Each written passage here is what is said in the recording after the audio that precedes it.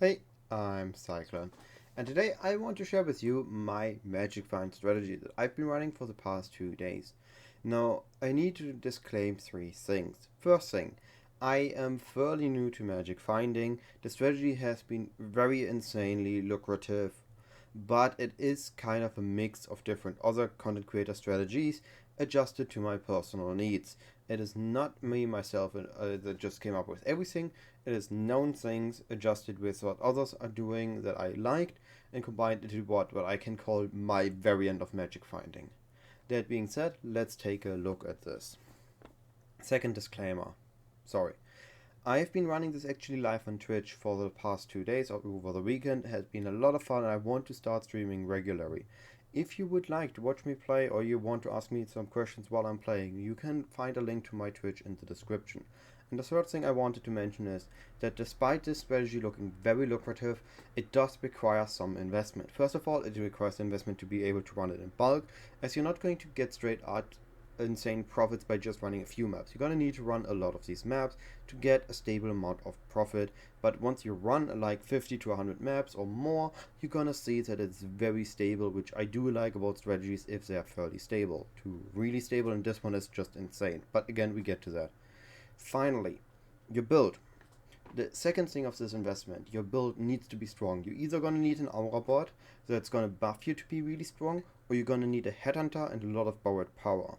I personally have been running the solo with the Headhunter, but some maps, because of badly rolling them, because of mistakes, because my build wasn't perfectly strong enough yet, I had issues on them. I did break a few maps, so could have made even more, but again, it doesn't matter. I've gained a lot of profit with these maps and I'm going to share with you now. Just keep in mind that your build will be fairly strong.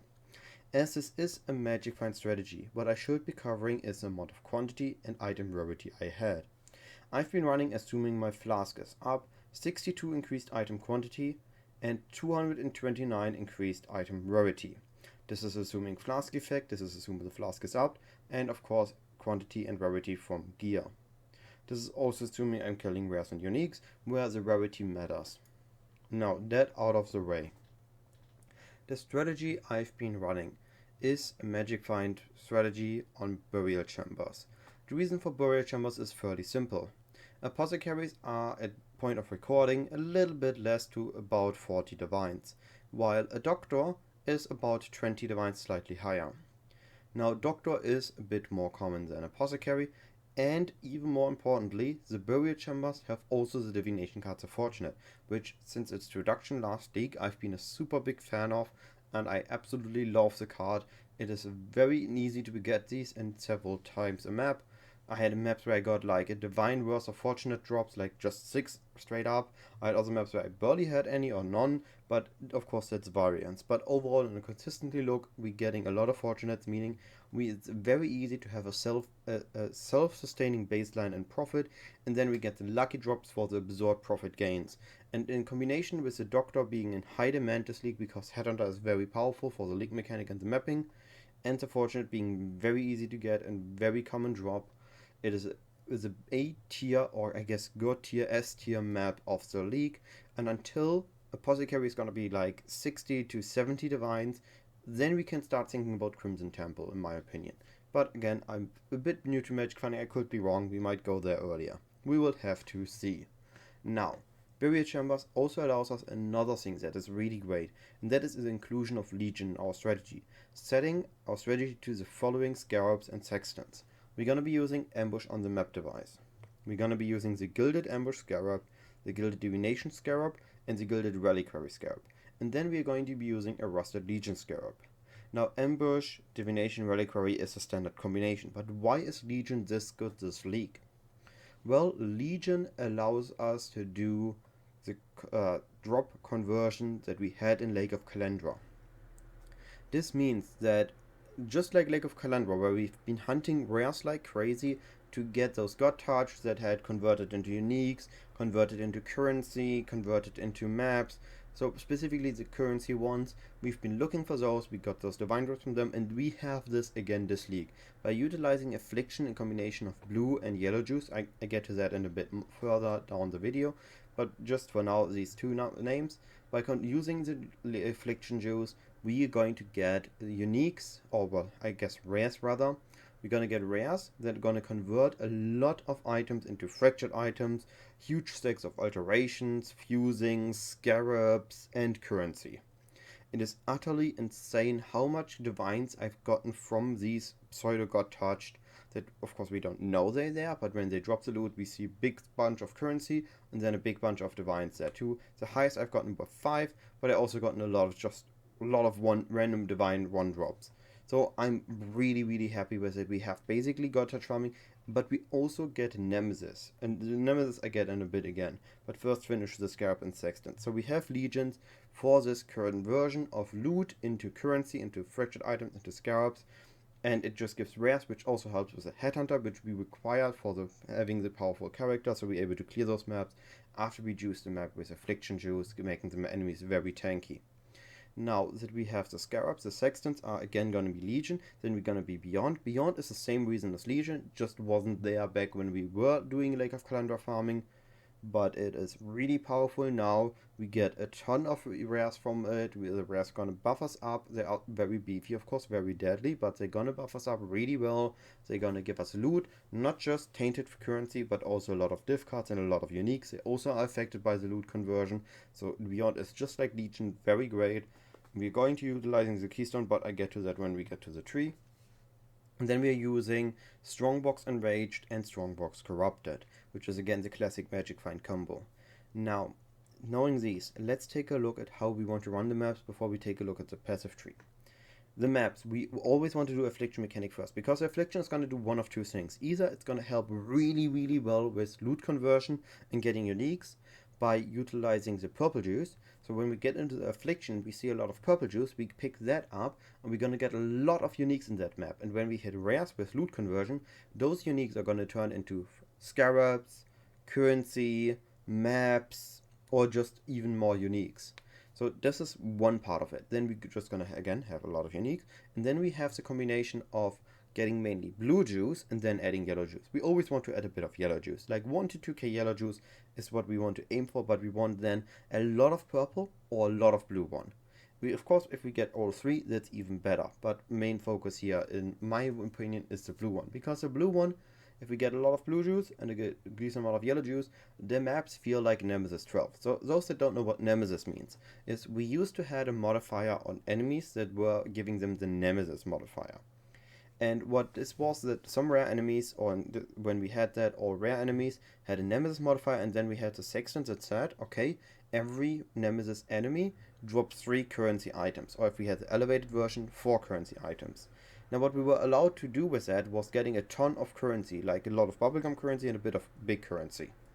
Now this league, it feels like we have Nemesis 10, 12, 16, I don't know what. The more blue juice you have, the more currency you get from enemies, and the screens are just filled with currency loot. You get so many divines, you get so many annulments, so many exalts, so much chaos, awakened sextant, just so much loot. It is ridiculous. And of course combining that with the loot conversion just gets even more insane. So we have now this Affliction, which basically gives us Nemesis, let's say Nemesis 10, and add on top of that God touched hunting. In combination, it's just absurd gains. But this is enough about that. This is what we want to do with Affliction. So once we have our juice in Affliction, we get out, and then for barrier chambers, we're gonna run everything as it comes. We're gonna look for altars. If we have altars, we're gonna be prioritizing additional quantity and rarity to the map, duplication of basic currency, duplication of divination cards, or duplication of uniques. If we find a divine shrine, of course we're going to take those, either on boss or on anything. Otherwise, I recommend going for minion. There's duplication of maps which didn't feel needed, and there are the boss ones. If the boss one isn't offering divines, I would not take the boss one. The boss is ridiculous hard to kill on these maps, especially if it gets juiced up, so we want the boss to be as easy as possible when we need him to kill him for divines. We need to kill him just for the getting the screaming invitation, or we want to kill the boss at the end of the map for the chance of getting another random invitation to any of like Twisted or Elder Slayers which happen to be.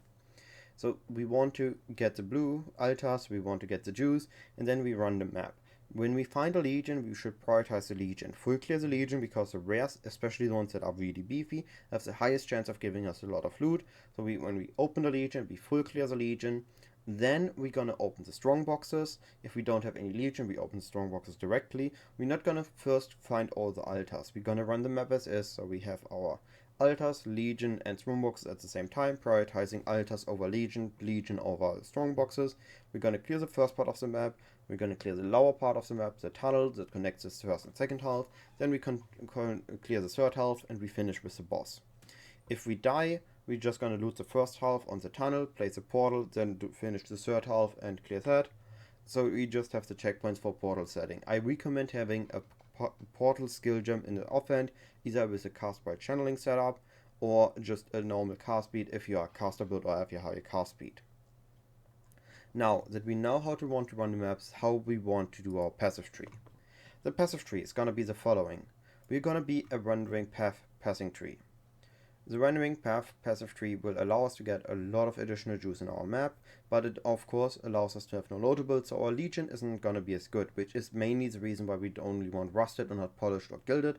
Gilded is too hard, same with Endless Tide, which I get to in a moment because beyond the bosses, but we just don't want any really hard enemies, we just want a lot of rares. So rendering path, we're gonna take all the Legion chance, and we're going to take almost all the Strongbox nodes. The only one Strongbox we aren't taking is Cartographer Strongbox Chance.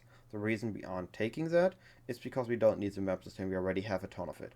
So we're going to take additional chance for Diviners and Arcanist Strongboxes, again additional potential for Divines or good diff cards like Divine Beauty, which I did actually got. Then we have a chance to reopen Strongboxes, and the Strongboxes have additional guards, meaning more enemies that are affected by the quantity, just great. Then we have the Legion chance next to Monumental. Of course, we're not taking Monumental. We have the additional chance for Legion as well as the additional clear time for Legion. And then a bit more Legion chance, which actually this tiny node and this tiny node do give that too. Then we take the pack size for the Eat of World Influence packs as well as Eldritch Gaze, helping us getting more chance for...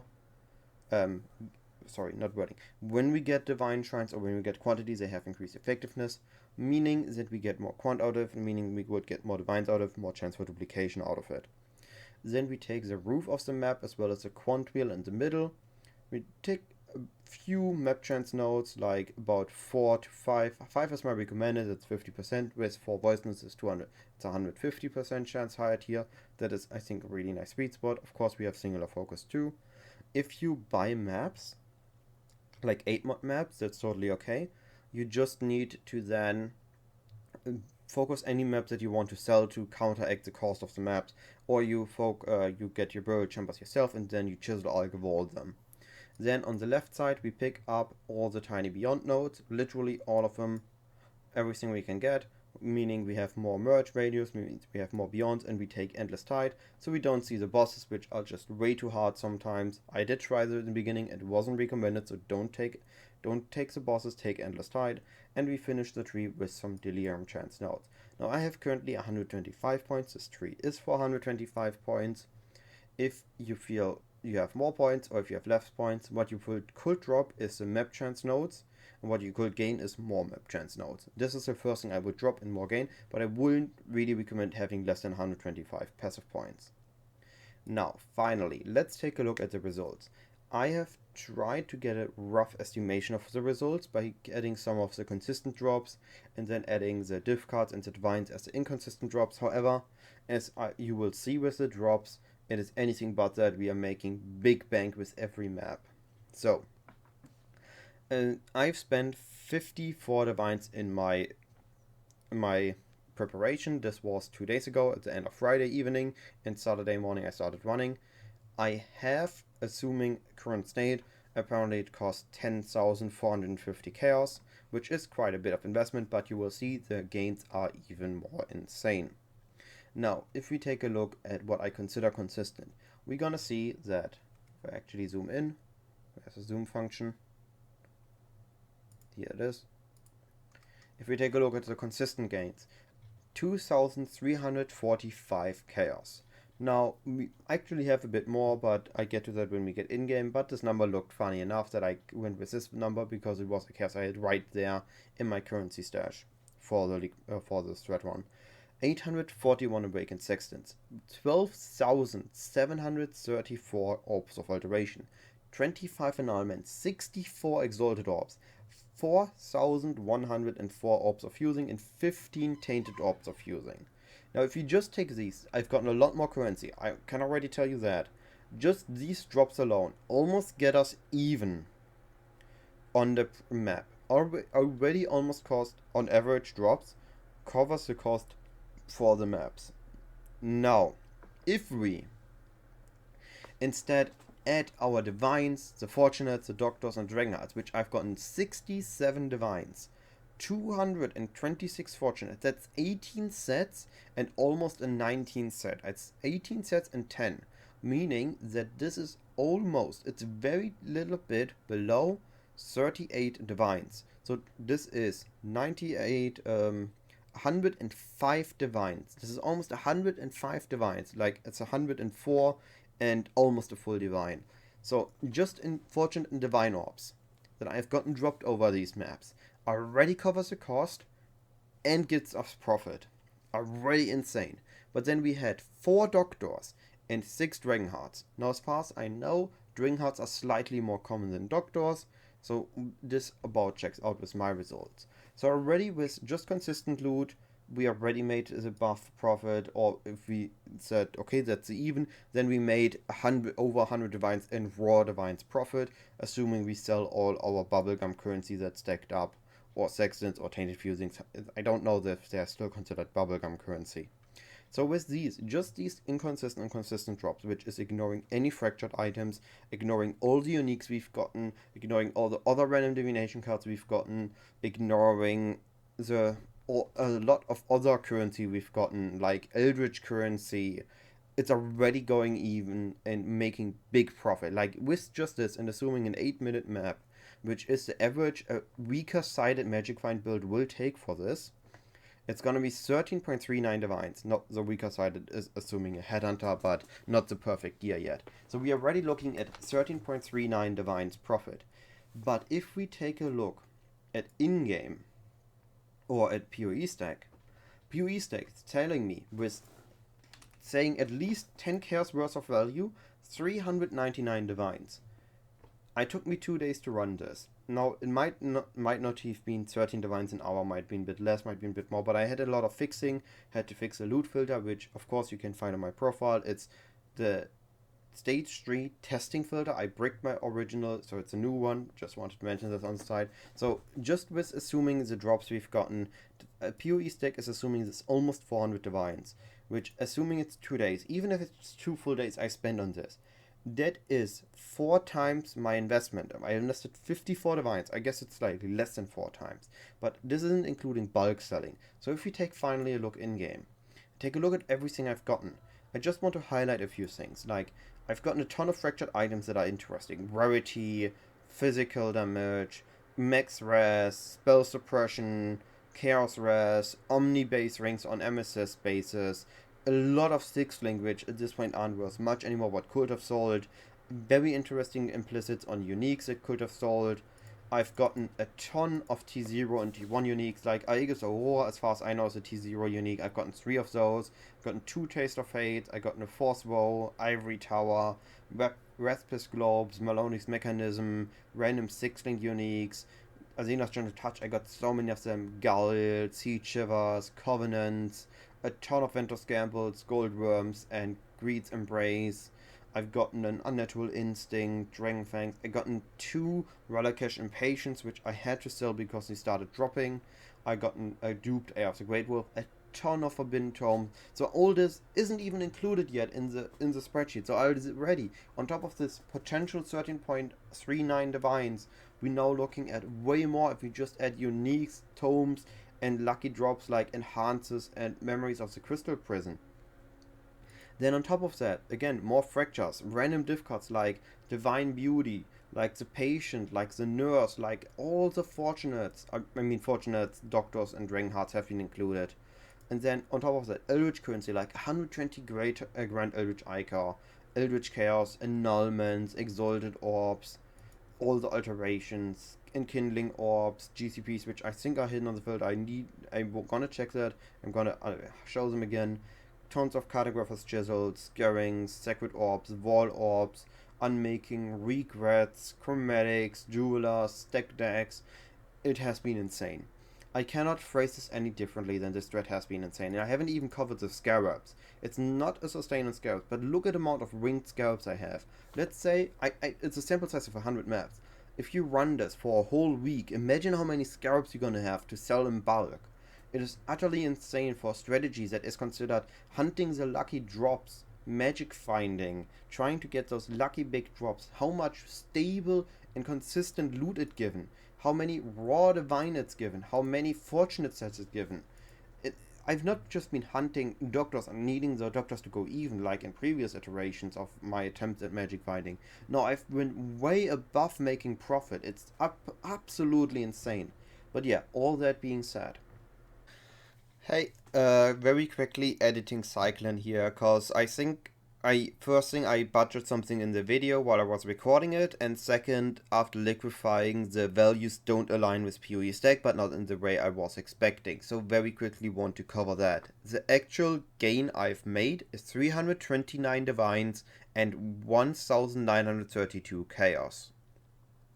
Now, this is less than PoE stack. This is roughly 335 divines if I converted chaos to divines too. So let's go with that number. So 335 divines is still a very big number, but it's not those almost 400 divines that PoE stack said. I think that is a mix of PoE stack overvaluing a few items, and some of these items, or some of the items not selling, or me only selling them for divines, which might have lost some of their value if I would have sold them for chaos. But overall, I've still massive gains. I sold them fairly quickly, everything except Scarab, which wasn't able to get rid of yesterday, so I got rid of them today. Then made the video, and now have here the results. So, assuming these 335 divines, I made some calculations. Assuming we take 8 minutes per map, that is 7.5 minutes per hour. Then if we assume we have our redo our 100 maps at 7.5 minutes per hour, we take 13 hours. So assuming we have our 13 hours and we reduce our 335 divines with the 54 divines I spent on cost, we're looking at 281 divines profit. So these 280 divines profit, meaning with our time, that looking at 21 divines profit per hour. Now again, if you improve your time down to 5 minutes or below than 8 minutes, you're gonna make a lot more. But already, with just 8 minutes maps, with a decently invested magic find build, that is just an insane number of profit made. And this is, I have gotten no big lucky drops that were several divines. So you can make way more if you get any lucky drops in this. And the longer you're going to be magic finding, the higher your odds are going to be that eventually you will find something valuable. Now, that said, let's finish the video. I will send you to normal Cyclon back. I might have skipped something, I might have missed something. I've tried a few recordings, and likely I thought I did something, but I did in the previous recording. If any questions, if anything was unclear, if I forgot anything, message me. Be it in the comments, and call me out for that. I will answer in the comment. If it's very important, I will pin the comment. You can message me live over Twitch chat when I'm streaming. You can join my Discord. Message me via the designated channel. My Discord has been very active lately. A lot of helpful people there. So even if I can't directly answer, somebody else might be able to answer your questions. Or if you want specifically my answer and it wants to be unrelated to comments, or you don't want to comment, you don't want to go to Twitch, join the Discord, DM me over Discord, and I will try to answer. All that being said, find a way to communicate with me that you prefer, and message me over that way if anything is unclear. That being said, have a wonderful day. Hopefully it was interesting. Hopefully you will be able to do this now. I will be making a magic find guide once I figured out how to fix the last issues on the build. It should be up tomorrow or the day after tomorrow. That being said, have a wonderful day. I will see you in the next video. I will be seeing you live on Twitch.